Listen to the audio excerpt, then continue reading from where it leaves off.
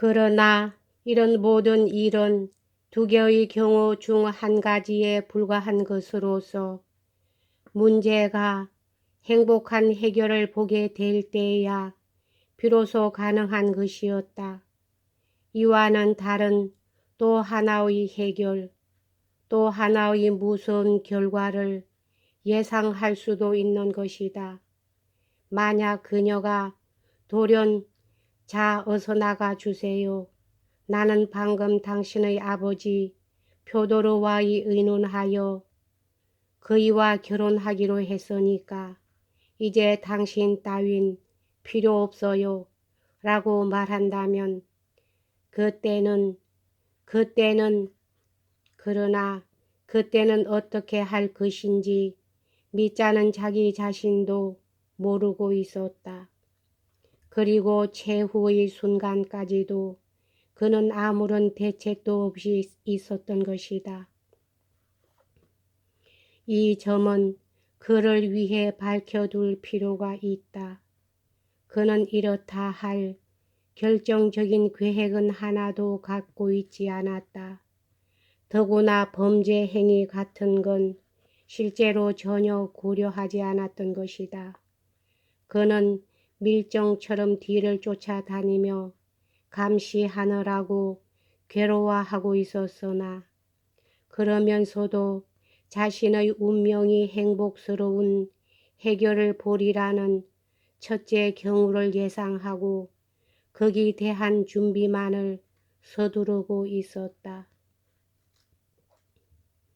뿐만 아니라 그는 그 밖의 온갖 상념을 억지로 물리치려까지 했다.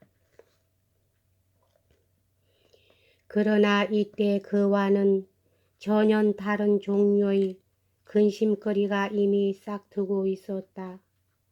전혀 새롭고 우발적인 그러나 역시 치명적이고 도저히 해결할 길이 없는 곤란한 일이 발생했던 것이다.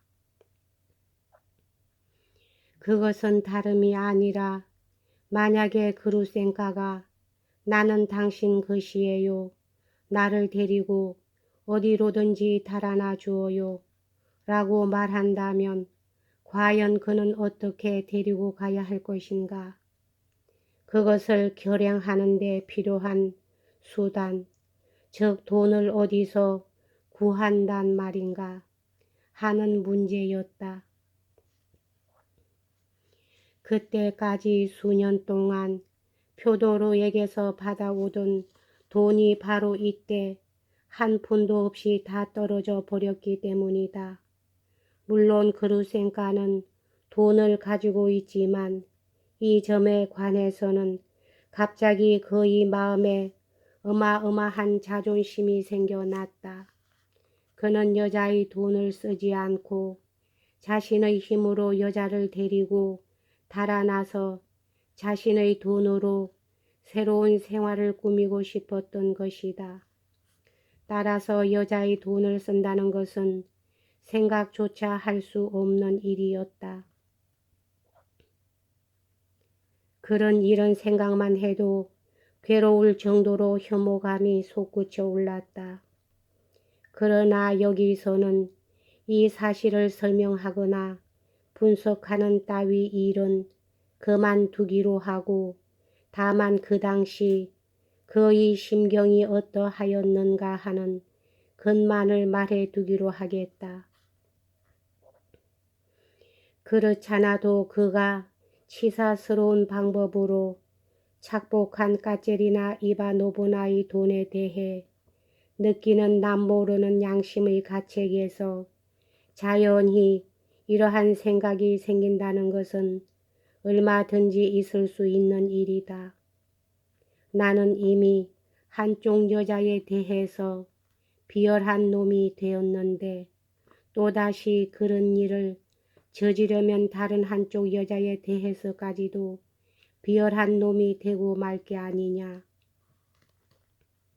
후에 그 자신이 고백한 것처럼 당시 그는 이렇게 생각했던 것이다. 또한 그루센카만 해도 이런 사실을 알면 그 따위 비열한 사내는 상대도 않겠다고 할 것이다. 그렇다면 이 돈을 어디서 구할 것인가? 이 운명적인 돈을 어디서 마련한단 말인가? 만약 돈을 마련하지 못하면 그때는 모든 일이 망쳐져 버리고 말 것이며 아무런 일도 할 수 없게 될 것이 틀림없었다. 그것도 돈이 없다는 단 한 가지 이유 때문에. 그렇게 된다면 이 얼마나 수치스러운 일이냐. 미리 말해 두지만 그는 이 돈을 어디서 마련할 것인지를 아마 벌써부터 알고 있었을 것이다. 아니, 그 돈이 어디에 들어 있는지까지도 알고 있었는지 모른다. 그러나 이 문제는 나중에 분명히 밝혀지게 될 것이므로 여기에 대해서 자세한 설명은 하지 않기로 하겠다.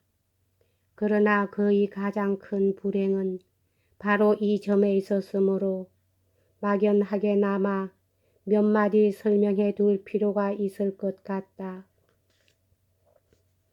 즉 지금도 어떤 곳엔가 들어있을 이 돈을 손에 넣기 위해서는 이 돈을 손에 넣을 수 있는 권리를 얻기 위해서는 우선 까체리나에게 3천 루블리를 갚아주어야만 했다.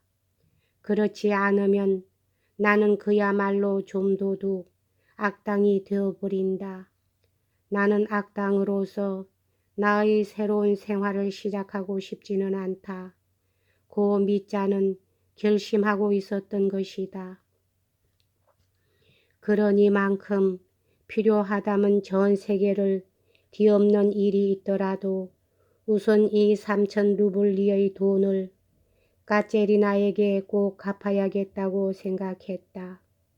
그가 이 결심을 최종적으로 굳힌 것은 그의 생애에 있어서 가장 바빴던 몇 시간, 즉 이틀 전 저녁 길에서 알료샤와 마지막으로 만났을 때의 일이었다. 그것은 바로 그루센카가 까체리나에게 모욕을 준 그날의 일로서 미자는 그 이야기를 듣고는 자기야말로 악당임을 자인하고 만약 그것으로 까체리나의 마음이 조금이라도 풀어질 수만 있다면 기꺼이 악당이라는 명칭을 받아들이겠다는 말을 까체리나에게 전하도록 알료샤에게 부탁했던 것이다. 그날 밤 동생 알료샤와 헤어진 후 그는 미칠 듯이 흥분한 나머지 이런 생각이 들었다. 누구를 죽이고 강도질을 해서라도 가짜의 돈만은 꼭 갚아야겠다. 세상 사람들이 모두 나를 살인 강도라고 생각해도 좋고 또 시베리아로 유형을 간데도 좋다. 다만 가짜의 입에서 저 사나이는 나를 배반하였을 뿐만 아니라 내 돈을 훔쳐 가지고 그 돈으로 떳떳한 생활을 시작한답시고 그루센카와 도망을 쳤다. 라는 말이 나온다는 것은 차마 들을 수 없는 일이다. 그런 짓은 죽어도 할 수 없다. 미자는 이를 갈면서 이렇게 혼자서 중얼거렸다. 그리고 어떤 때는 이러다가는 정말 뇌망염이라도 일으킬는지 모른다는 생각이 들 정도였다. 그러면서도 그는 아직 분투를 계속하고 있었다. 그런데 한 가지 이상한 점이 있다.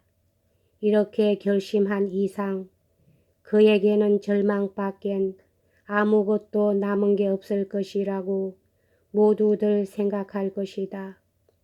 그도 그럴 것이 알 몸뚱이 하나밖에 없는 그가 3천 루블이라는 큰 돈을 어떻게 갑자기 마련할 수 있겠는가. 그런데도 그는 이 3천 루블이라는 돈이 자기에게 생길 것이라고 하늘에서 뚝 떨어지듯이 저절로 자기 손에 굴러 들어올 것이라는 것을 끝내 믿어 마지 않았다. 사실 드미트리처럼 상속으로 물려받은 돈을 쓸 줄만 알 뿐 돈을 어떻게 버는가에 관해서는 아무런 관념도 갖고 있지 못한 인간에게는 이런 사고 방식도 있을 법한 일이다. 이틀 전 알료샤와 헤어진 후부터 그의 머릿속에는 터무니없는 망상의 회오리 바람이 일어나 모든 생각을 뒤죽박죽 만들어 놓고 말았던 것이다.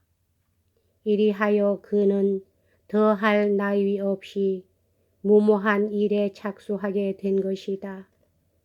그러나 이러한 경우에 놓인 드미트리 같은 인간에게는 도저히 불가능한 꿈같은 계획도 가장 실질적인 일같이 보일 뿐만 아니라 쉽사리 성공할 것 같이 생각되는 것인지도 모른다.